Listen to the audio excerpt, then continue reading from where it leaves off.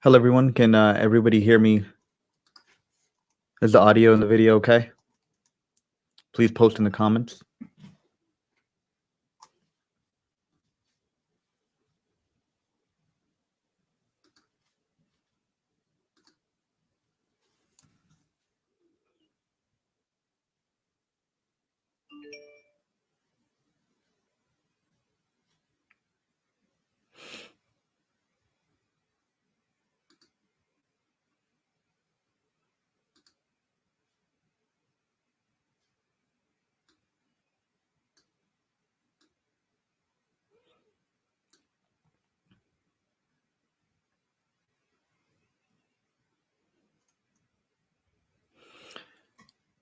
Okay, so we'll go ahead and start with today's webinar, which is titled, Is Type 2 Diabetes Reversible? So let me open up my slide here. Okay.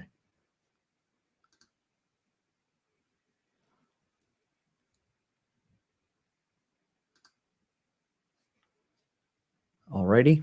Okay, so hello, everyone. My name is Dr. Bilal Mannan. I am a practicing internal medicine physician. And for the past I've been in practice for about 8 to 10 years. And for the past 8 years, I have been doing acute care medicine, which is practicing inside the hospital. And for the past 2 years, I have slowly moved to outpatient practice. And one of the things that we realized over time is that out of med school and then through the training and then while practicing is that the trends haven't really changed. Over time, we see that our patient population has continued to stay the same, even though we've made tremendous advancements in medicine in terms of cardiac care, respiratory care, robotic surgeries, etc. But we're seeing ever more population of people with cardiac disease. The populations with diabetes and its complications continues to worsen, and pretty much every other chronic disease continues to worsen, despite the fact that we have some of the most advanced medical care at this point, right? So, which led me to focus a lot on preventive medicine, right? So that is where my interest is born out of. And one of the things that a mantra that we commonly see we go by in medical school is see one, do one, teach one. Right. So what that implies is that when we want to learn a topic or we want to learn a procedure, we first observe the procedure or the concept from somebody who knows it and who's adept at it. Right.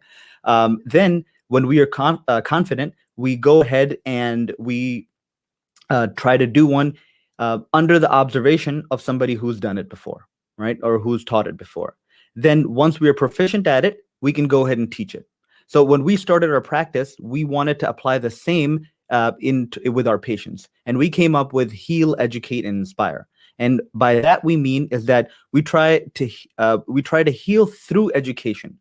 So a lot of times when physicians are talking to their patients, it is almost like a one-way discussion where we are telling them to do X, Y, and Z, to take medications X, Y, and Z, to follow a certain protocol X, Y, and Z, and we just expect them to do it without actually telling them,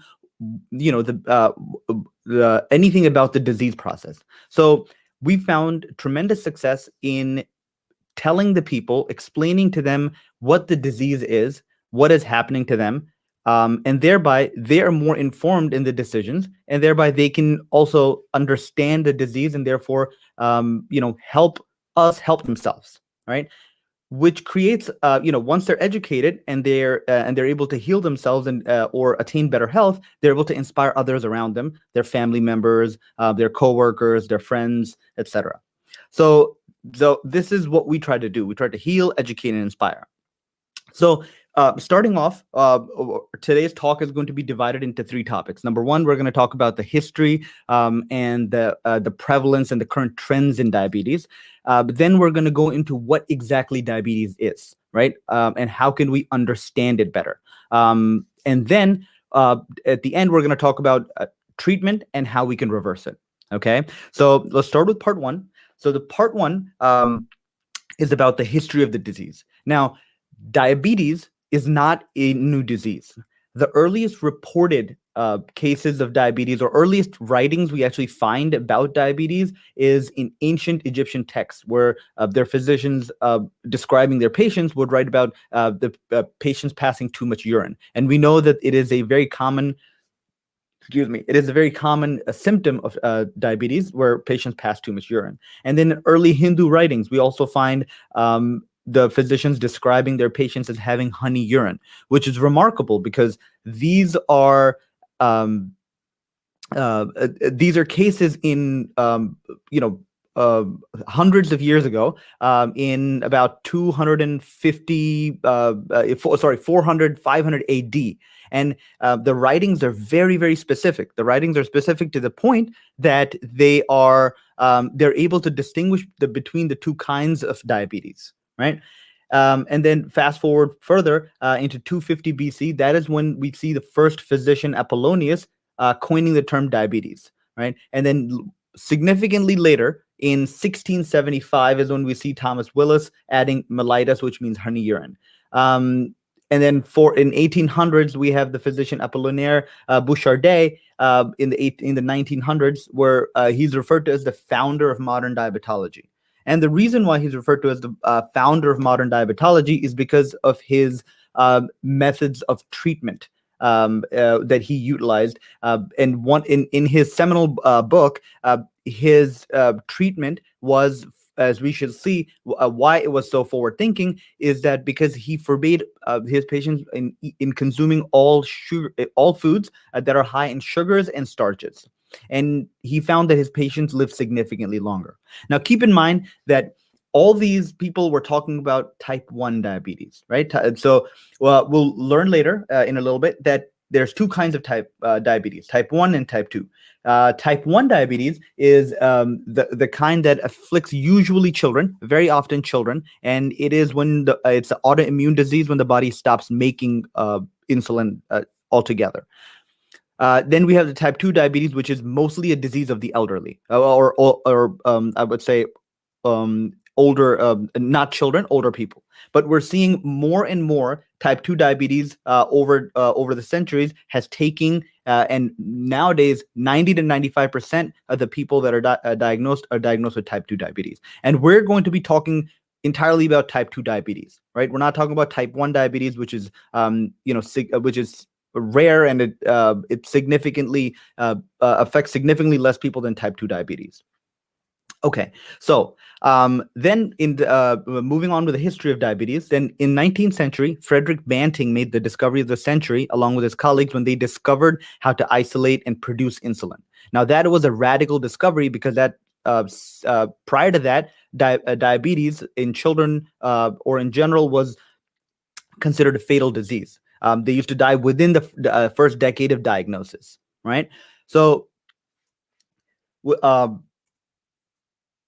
we are able to so from here, we find that around 1960s, that is when the two kinds of diabetes are formally recognized. Type 1, in which the body doesn't make insulin, usually can develop at any age, but usually develops in children. And then type 2, in this diabetes, kind of diabetes where the body is not able to use insulin properly. And we'll also learn why that doesn't happen, right? So as I previously mentioned, 90 to 95% of people that are diagnosed with diabetes nowadays are diagnosed with type 2 diabetes, okay?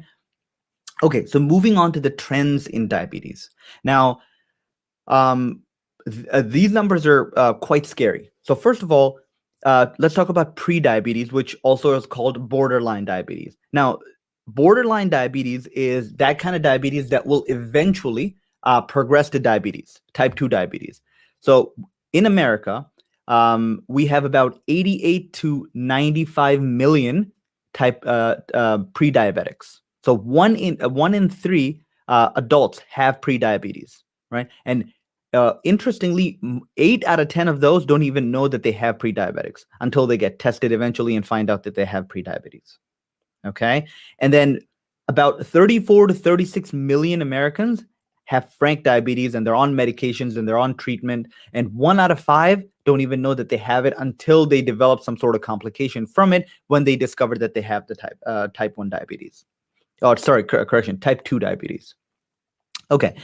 And if we see the trends over the years in diabetes, we see that it has just been steadily climbing. And around the late 80s, when it just started rising exponentially. So we find the rates exponential. We find this exponential increase in type 2 diabetes, and we shall see why that has happened. Okay. Now, how does it look like in the rest of the world, right? So we know that diabetes is not a disease only in America. It is across the world. We found similar patterns, right? And we see here that the story is very similar in other parts of the world, right? China, South Asia, these are hubs of diabetes. China has about 114 to 117 million people that have diabetes. And this number does not even include the pre-diabetics. So we can multiply that by 3 to approximately, and that'll give us the number of pre-diabetics and diabetics, right? And we established before that pre-diabetics are just, they're diabetics by all intents and purposes, because the damage that diabetes does to your body, it does it during pre-diabetes as well. Okay, so with that, we're going to go into part 2, and part 2 is we're going to be learning about what diabetes is, right? Okay, so we know that the most common cause of end-stage renal disease or renal failure, or people ending up in dialysis, is diabetes across the world. So is it a kidney disease, right?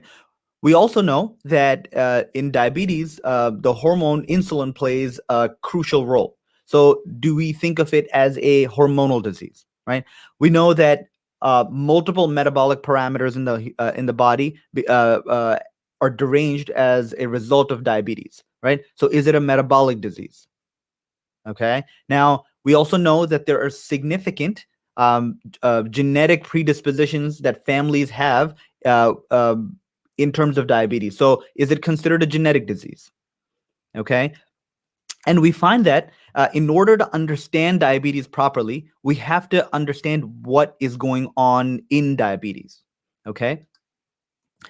So, or what diabetes is. So, okay, so here I have a picture of a sugar in your body, right? So when we eat food, whatever kind of food, right, it's broken down into sugars, fats, or proteins. That's what all of our food is made up of, those 3 things. So we consume food, and our body breaks it down to simple sugars, and then absorb it, and that floats around. So imagine this is a sugar, a molecule that floats around in your blood. Right now, this sugar, it's regulated very tightly, and it needs to be a certain level that it needs to be in the body. Right. So what happens is, when the body senses that the increase in these sugar molecules in the blood, right, it releases this hormone insulin, which you see at the bottom. Right. That insulin, what that does, it allows, or it tells the body to regulate it so that it's back down to normal levels. Right. And then the body does that by putting together these sugar molecules, right, and making, either putting them away in different parts of the body, so it would put it in the muscle, it would put it in the liver, it would put wherever it'll find space, right, it'll put it, it'll try to store that sugar, because it doesn't like extra sugar floating around. Okay. So, okay. Now, another thing, it's very important for us to understand how insulin works, right? So imagine these 2 yellow balls are cells of our body, and they could be any cells. It could be our heart cells, our muscle cells, our liver cells, our cells in our eyes, wherever that may be. Now, when the body senses that there is extra glucose floating around in the blood, or when the cells need that extra glucose, and there is insulin also floating around in the blood, the insulin binds to these cells, right, wherever they may be, and they open these doors that are located in the cells. Once these doors open, the glucose can only then move into the cell in order for it to be either used for energy or for storage. If insulin is not there, these doors don't open. And if those doors don't open, you have a rise in your blood sugar, right? Because these sugar molecules, there's glucose, what it says, the sugar molecules can't go inside the cells, and so they keep floating around in the blood, and that can be very dangerous, right? Okay, so all that sounds very normal to us, right? So that's normal. That's normally what happens in our body. Now, so then we have to figure out what that's one function of insulin. But insulin has many multitudes of different functions. It is a hormone that is primarily responsible for how the body will handle energy, whether that be making proteins, muscles, whether that be making your fat stores, whether that be using your sugars for energy or storage. So it has a lot of different functions. Okay, now, as you can see here, it has separate functions in the brain. It has separate functions in the nerves. It has separate functions in the liver, the gut. So it affects pretty much every single part of the body, right? So insulin affects every single part of the body. And this is important to understand, because when you have diabetes, it is not only a disease of just high glucose, right? And we know that because diabetes or complications of diabetes affect every single part of your body: kidneys, eyes, brain, liver, everything, right? Now, all that's normal, right? So what happened, right? So what happened? Now, what happened is, to understand what happened, is a good example is luggage. Imagine our bodies, when we're traveling and we take out a suitcase and we put out all our clothes, and we want to fit all those clothes into the suitcase so we can go to our trip. So imagine we start life as that empty suitcase, right? And then we start putting luggage, putting all these clothes in the luggage. We start filling it up, up to a point where it comes that the luggage is full, but we have all these extra clothes around us that we still need to take with us, extra items that we still need to take with us, right? So what do? We press the clothes down that are already in the suitcase, right? We press them down, we try to fit more in, right? And if you're like me, you try to fit as much as possible in that suitcase, right? And if that doesn't help, if that doesn't work, we ask for help. We ask, our families, be like, can you help us while we press down? You try to squeeze more stuff. I'm going to close the zipper. The clothes are coming out. We have to squeeze them back in, and we try to, jam as much as possible into it, and then we close the zipper, right? Try to put as much as possible into the luggage. So that is exactly what is happening in diabetes, right? So imagine your body like the suitcase, and imagine the clothes being all that sugar that we're eating. So we start life with our bodies being empty, and then we start eating sugar. We start consuming all these sweets and refined sugars and high fructose corn syrup and starches, starchy vegetables, all these things that essentially in our body is broken down into simple sugars, right? And as soon as that happens, our blood glucose starts going up, right? It's a normal process. We eat, our blood glucose goes up, right? In response to that rising blood glucose, our body is like, okay, I need to do something about that blood glucose. So it releases insulin. Now, as we mentioned earlier, insulin's function is to store it away, is to put that away anywhere it can find. So it goes and attaches to all these cells in the different parts of the body, primarily the muscle cells and the liver, but a lot of other cells as well, right? And it tells them, open your gates, take all this extra insulin and do something with it. Either use it for energy, use it to build something, or store it. But we can't have it all this extra sugar floating around in the blood, right? So we keep doing it again and again and again. And over the years, that starts filling up. Our cells fill up, our livers are filled up, our muscles are filled up, and it comes to a point that they can't take any more sugars, right?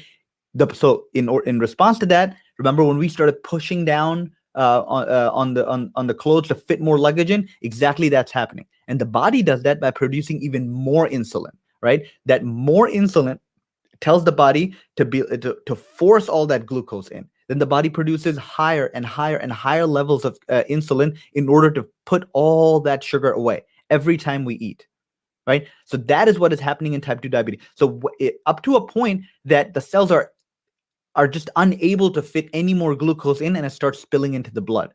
That slowly starts spilling into the blood, that is when your doctor will tell you that you have pre-diabetes, right?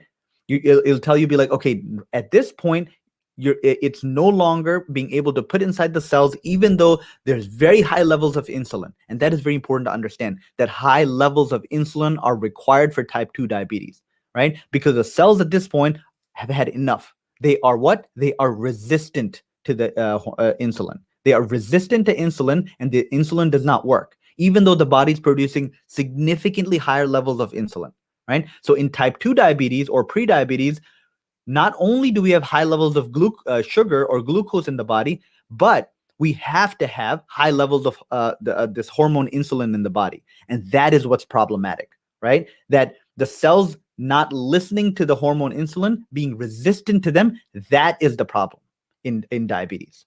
And that is very key to understanding why, because as we shall see, as we shall see why, okay? So then what ends up happening is that we end up looking like that, right? That's how our bodies look like, right? It look like all this sugar spreading out, this coming out, it's spilling out into the blood, and we're still trying to fit more in, right? And they tell us that to eat whole grains. They tell us to eat, oatmeal, sugary drinks, beverages. It's okay. You can have a little bit, but the body has had enough. The body, there's in a type 2 diabetic or a pre-diabetic, there's absolutely no way that the body can store or utilize any more glucose, right? It's just not responding to it does not want to listen to the insulin anymore, right?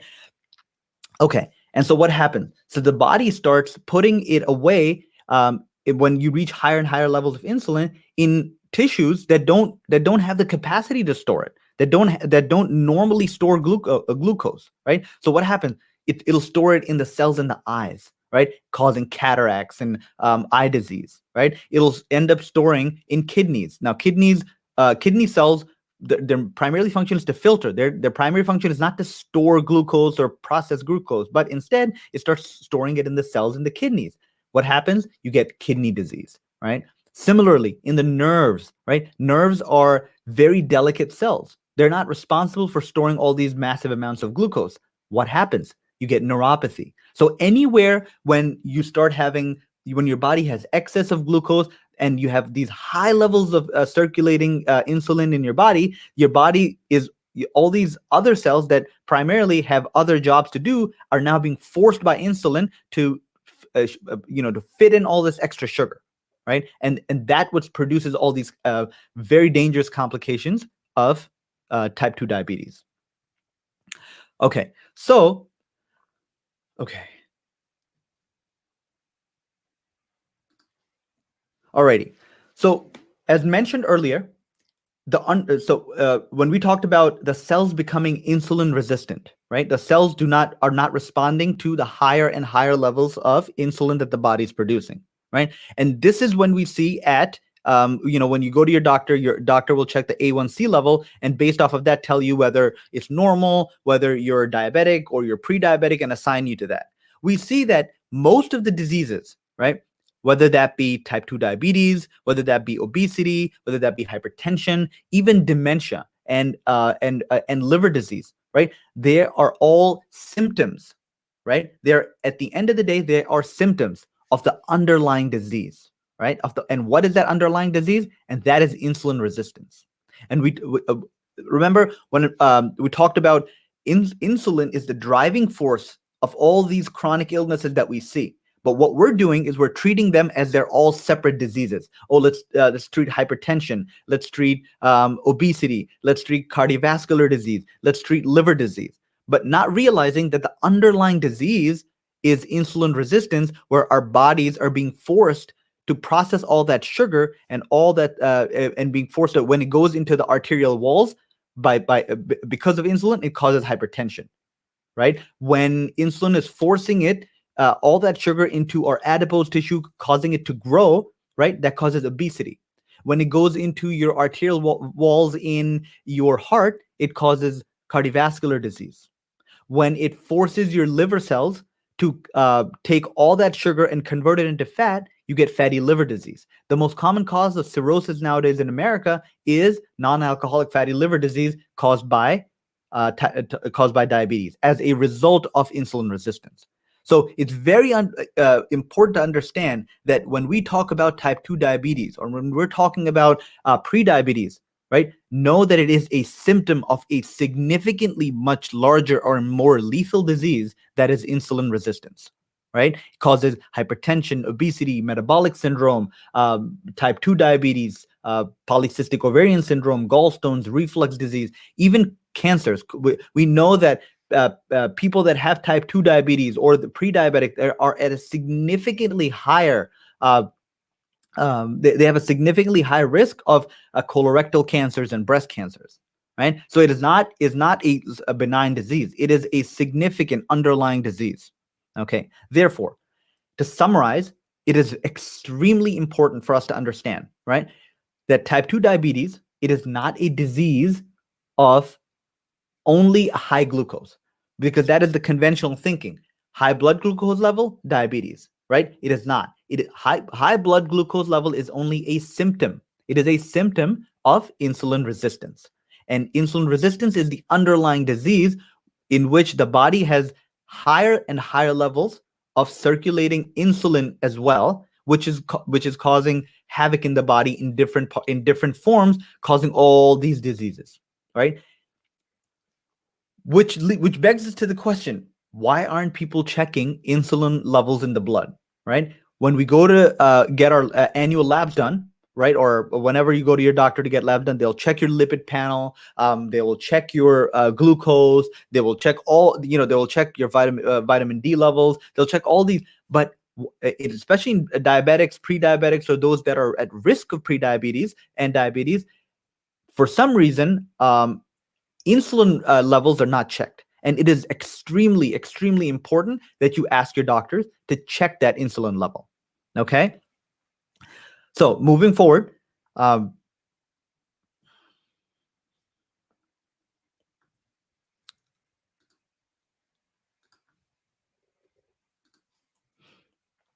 go into part 3.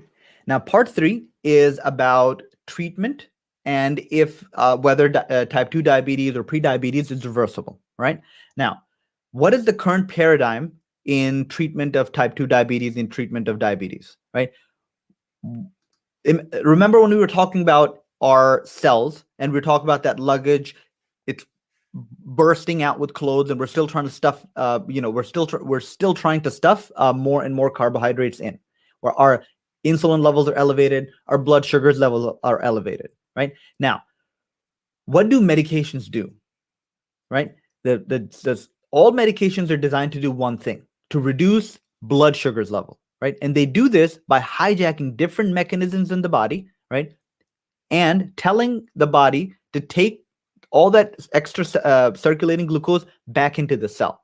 But we knew now that the cells are already saturated with glucose, right? They've shut off the ability to even they've shut off the ability for insulin to work. They're like, we don't need any more, right? Despite being despite having higher levels of insulin in the body, they've shut off those receptors. They don't want to respond to it because they don't want to take any more sugars in, right? So what we do when we're essentially taking all these medications is that we are hijacking all these symptoms that the cell has designed to protect itself, and we're forcing more and more sugar in, right? So yes, our blood sugars are going to improve on medications. Our blood sugars are going to improve on insulin, right? Because now you have super human levels of insulin in your body when you take insulin. So yes, it's going to force all that sugar in to your blood, but it is at the expense of worsening every single chronic disease, and which is what we see, right? We see that in diabetics, despite taking higher and higher levels of medications, despite taking higher and higher levels of insulin, it doesn't improve their overall health. They're still suffering from all the complications of diabetes: liver disease, renal disease, eye disease, skin disease, neurological disease, all of them. So if medications did treat type 2 diabetes, did treat pre-diabetes, we won't be able to see them. But no, even people that have completely normal blood sugars, but they're taking insulin therapy, they have a shorter lifespan by 8 to 10 years. because they suffer from all the diseases of a disseminated disease of diabetes. So normal blood sugars is not is not the treatment, right? Reducing the insulin level in your overall insulin level in your body is what we need to do, and we see that, right? Because this is what our cells are like. This is normal glucose outside and inside the cell. But in an insulin resistant state, what we see is that we have all this extra sugars outside, and the cells are inside that are saturated with all this sugar, and they're not able to take anything, and we're forcing it in with these medications, right? Okay. So is there a natural, so if not medicine, so is there a natural way to treat type 2 diabetes, and is it effective, and does it work, right? So it is reported that Hippocrates said, let medicine be thy food and food be thy medicine, right? Now, what does our food look like? In this day and age, this is what our food looks like, right? We have this food pyramid that the United States Department of Agriculture puts out after consulting with scientists and nutritionists, that this is what we should be eating, right? But the problem with that is that this is a relatively new phenomenon. Eating like this is a relatively new phenomenon.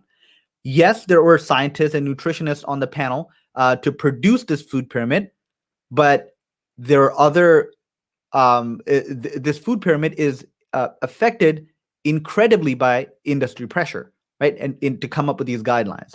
So who else sits on the panel to produce this, right? We have the beverage lobbying groups, right? We have beverage lobbying groups. We have sugar lobbying groups. We have crop growers lobbying groups. All decide on what goes into the food pyramid. Now you'd be asking, who even looks at this stuff, right? The food pyramid, right? Every single guideline regarding food comes from this food pyramid. So this food pyramid is given to every single school in the United States, and our children's lunches comes based on this food pyramid. Anywhere where there's a canteen, where there's a kitchen, where companies are feeding their employees, all of them use this food pyramid as the basis of their meal planning.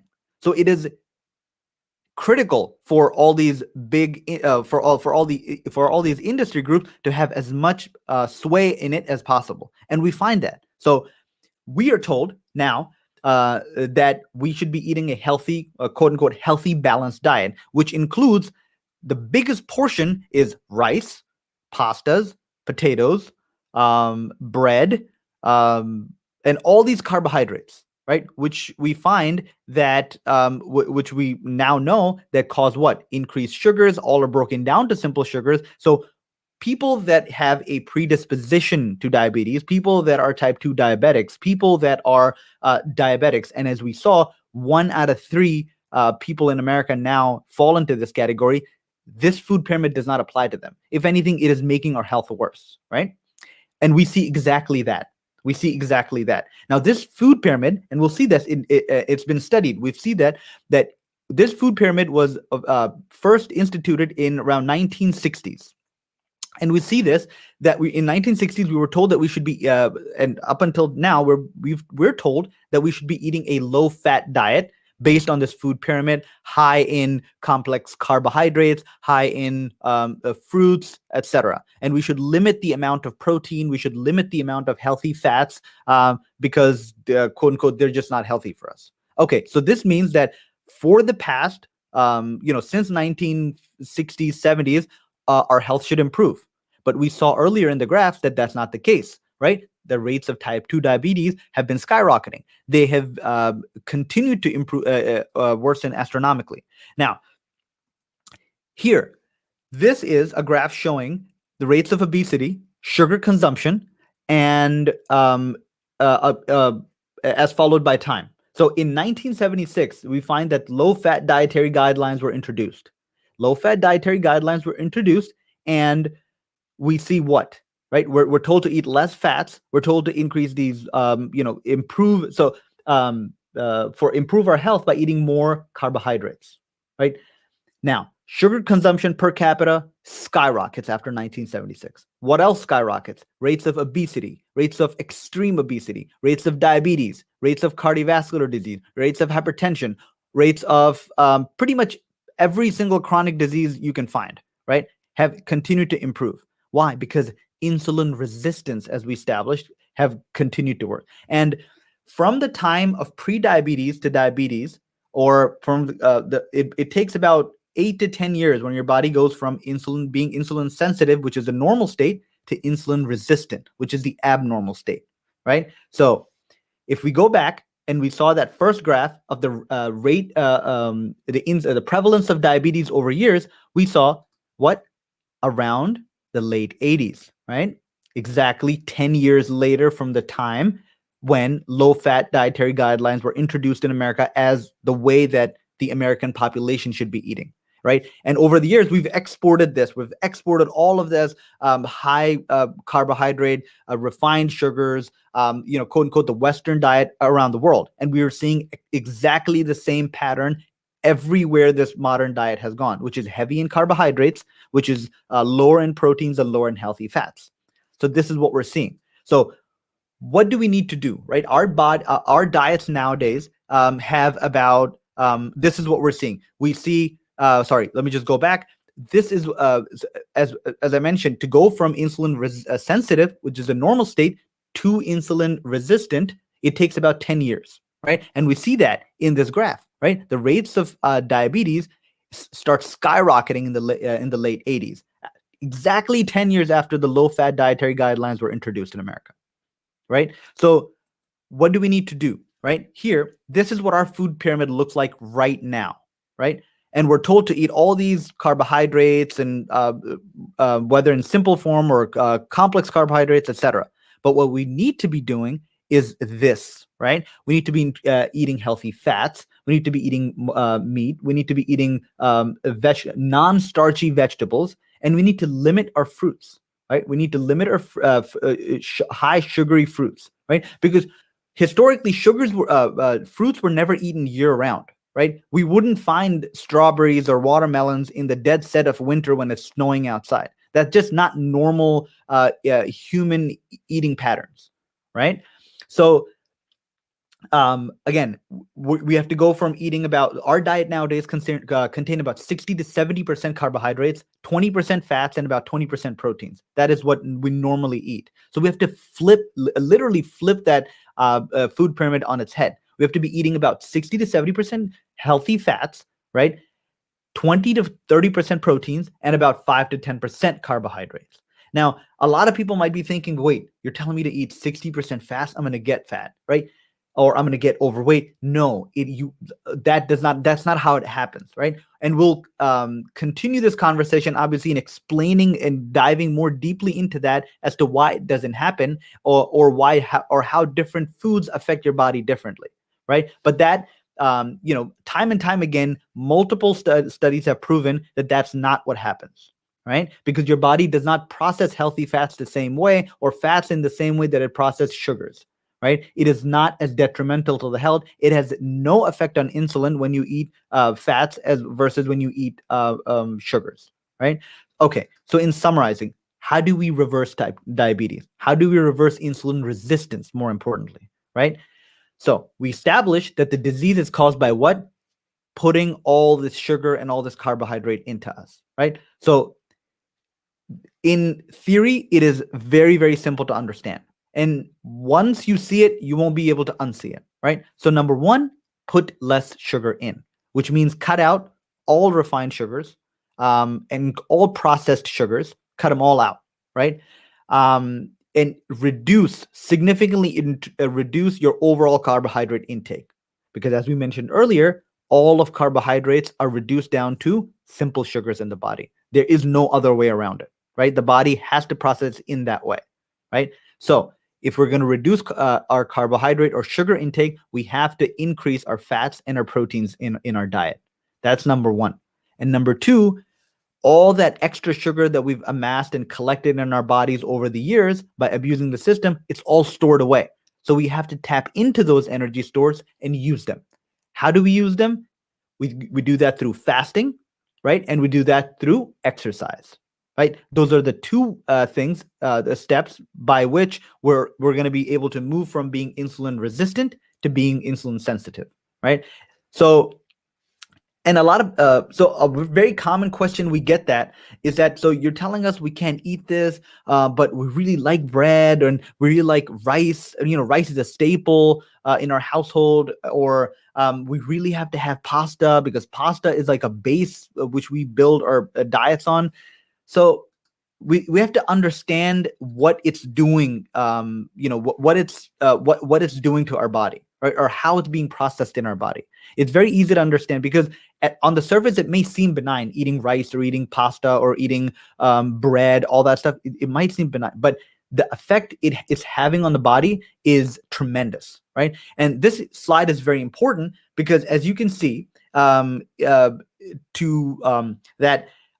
eating one serving of white rice. One serving of white rice is about eating the size of rice. The portion size would be the size of your palm, right? That's one serving, right? Now ask yourself, how many people eat one serving of rice? We usually have like a plate full of rice and then we add anything to it, right? So one single serving of rice, the way it's processed our body, has the same effect as 9.6 teaspoons of sugar in your body. So with that one serving size is processed in your body, it has the equivalent effect of 9.6, almost 10 teaspoons of sugar. It has the same effect. Brown rice, 7.3 teaspoons, right? White bread, 8 teaspoons. Brown bread, 6 teaspoons, right? So all these seemingly benign foods, right? It's all these seemingly benign foods that you may think that are, not, that are quote unquote, oftentimes referred to as healthy foods, right? They're really not healthy in the amount we're eating, right? And B, for a diabetic or for a pre-diabetic, or for somebody who's insulin resistant, they're definitely not healthy. They are definitely not healthy, right? Okay, so moving forward. And we see that, right? The consequences of elevated insulin and elevated and high carbohydrates diet, which is what we're doing nowadays, right? Eating a lot of carbs, eating a lot of pasta, rice, bread, all that. All these diseases are linked to it, right? Alzheimer's, retinopathy. It basically affects every single part of your body, and makes it pathological. It really hijacks the system, making into like into a pathology. So a lot of people ask, okay, so if I can't eat, you're taking everything out. What do I eat, right? There is a whole host of things that you can eat, right? That are completely healthy, that are completely natural, that are completely not processed, and they have zero to no effect on your body's insulin, therefore not contributing to chronic disease, right? And we can, the list is exhaustive. The meal plans are exhaustive. It's just a world of ingredients that you can cook with and you can eat and have pretty fulfilling meals. Okay, so then another question we commonly get is that, okay, so has it been studied? Yes, it has been studied time and time again. When people have compared low carbohydrate diets to low fat diets, which we are told are healthy diets and prevent us from cardiovascular disease. Quite the contrary, right? In every single one of those studies, low carbohydrate diets have been shown to be superior to low fat diet in improving your markers for cardiovascular health, in improving your improving weight loss, in overall reducing inflammation, in reducing and reversing diabetes and prediabetes. And we can share this with you guys, and you can review them on your own, that there are multiple, not one, not two, multiple studies over years, over the past 50, or I would say even more than 50 to 100 years, showing that, right? That these low carbohydrates diet are significantly better than what we are, currently told that we should be eating. Okay, so have we done it, right? So in our patients, these are some of the, so when we started this about 1.5, 2 years ago, and we started implementing these in patients, we had, I'm going to give us examples of certain patients. So this is one of the patients that we had. A very average American patient that we see in the clinic. Middle-aged gentleman comes in on 5 prescription medications, has been told that he's type 2 diabetic for 20 years, has been hypertensive for 7 years. And the reason why we saw them is because they were told that they need to prepare because they're going to go, they need to be thinking about starting insulin. Okay. So we were like, okay, either you can go down that path or we can make changes in your diet, changes in your lifestyle, and we can so because they've already tried 3, 4, 5 medications and clearly it's not working, why not try dietary changes, lifestyle changes, right? So we did that, right? And what do we see? Within 6 months, within 6 to 7 months, we reverse their diabetes, right? They're on no medications, right? Their blood pressure is normalized and their weight is coming down. So their A1C in July was 8.7, right? It's gone down to 7.1, right? In 7 months, right? What medications weren't able to do in 15 years, right? So that's one example, right? Then we have another patient that came in with a hemoglobin of 7.1 and had a very quote unquote strong family history of insulin and diabetes and insulin use and diabetes. And so they're worried about not ending up on diabetes, not ending up on insulin. So we started them again on the LCHF diet and monitored them within 7 months. Again, we see them going from frank diabetes of A1C of 7.1 to 6.1 in the pre-diabetic range, right? And if they continue this trend, obviously it's going to be reversed completely, right?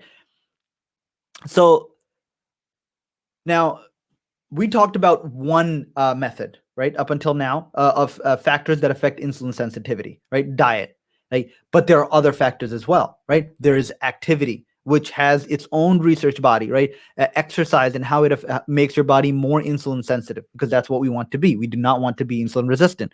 Sleep quality, sleep quantity, that has a big impact on your insulin sensitivity, right? Your psychosocial stressors, that has an impact on your insulin sensitivity. Your genetics, right? Some people are more predisposed to insulin sensitivity, other people are not, right? So, but what we want to stress with this point is that diet is the 800-pound gorilla in the room, right?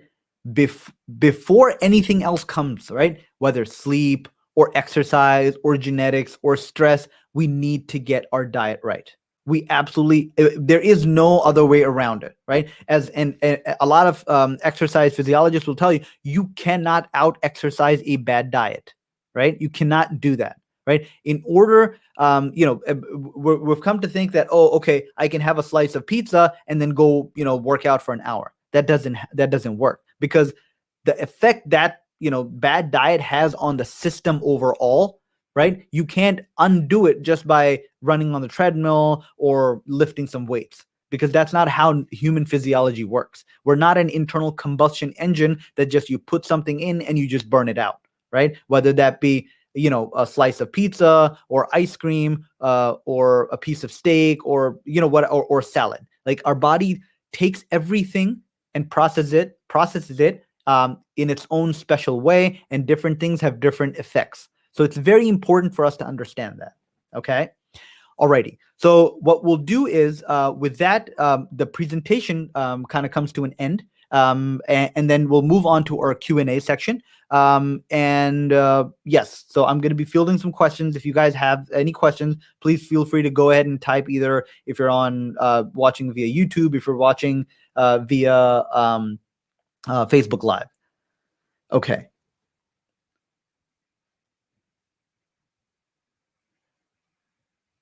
Okay.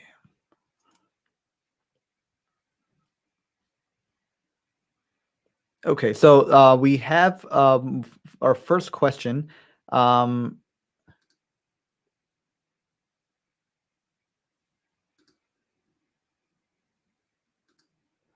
All right. So is this recording of this going to be posted? Yes, we do post our recordings for a short period of time, about a week, and then we usually take them off. But yes, it is going to be posted for a little bit. Yes. Okay, next question is, okay, are beef and hot dogs okay? Now, um, when we prescribe patients on a low carbohydrate diet, we tell them that they need to be eating whole foods. If they're and yes, meat is absolutely okay. But it's important that the meat needs to be organic. It needs to be pasture raised, and it needs to be healthy, right?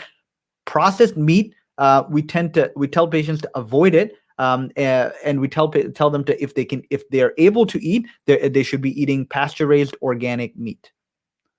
Okay, but if you're asking, are they okay? Yes, they are okay. Alrighty. Now, what about honey? Okay, now that is a good question. What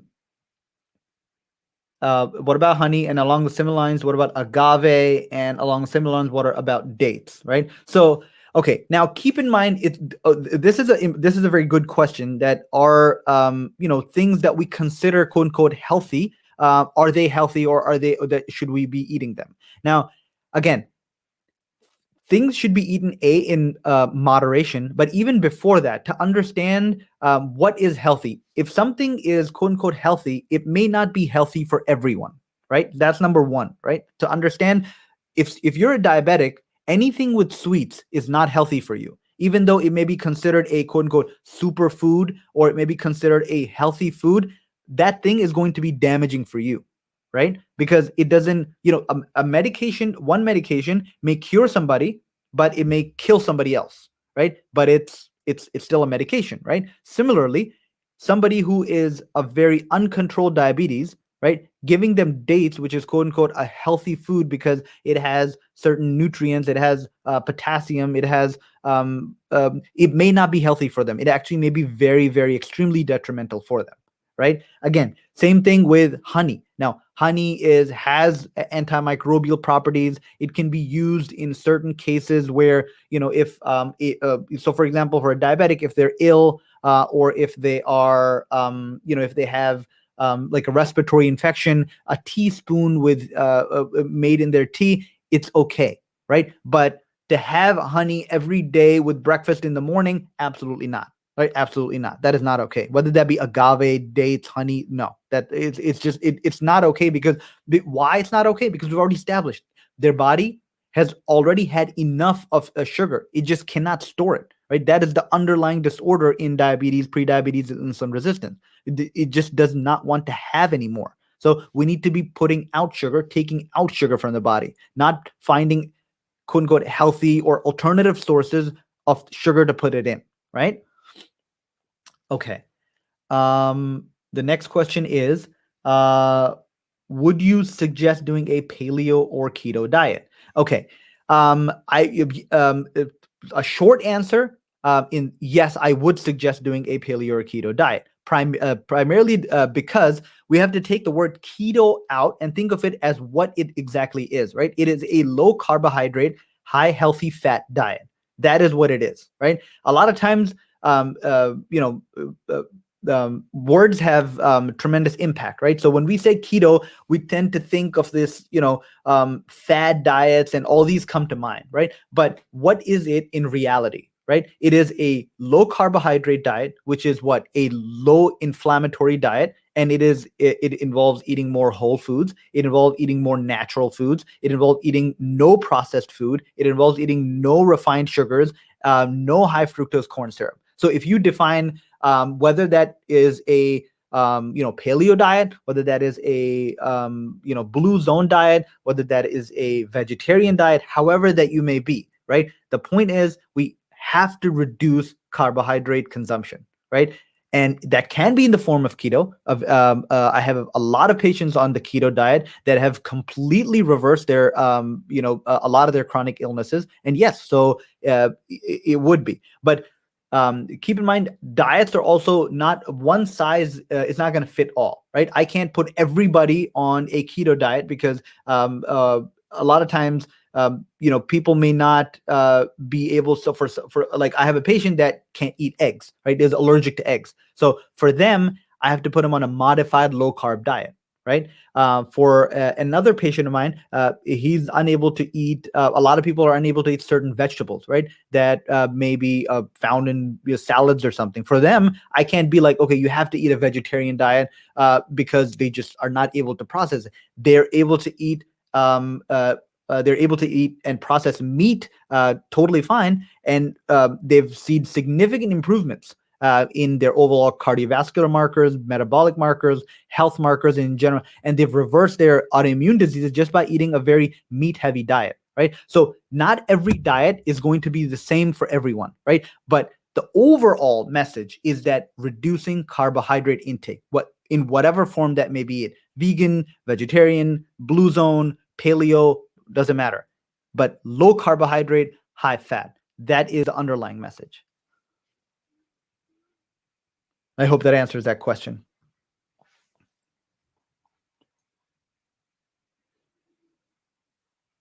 Okay. If there are any more questions, I think there's one more. What about acai berry? Again, it is a food. It is a food that's considered a quote unquote superfood. But if you're looking at the ingredients, the acai berry juice, it's usually in the form of a juice, and it has a high carbohydrate intake, sugars.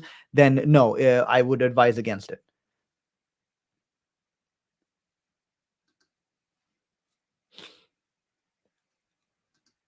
Okay, these are very specific questions. What about fried foods? It depends on what you're frying. What are you frying in? So I mean, that's again, if you need any specific, you can always contact us. As far as like and it also depends on your health, what you're allergic to, what your food intake is, what are you trying to fry, what you're frying in, etc. So it's a very broad question. It's kind of difficult to answer on here.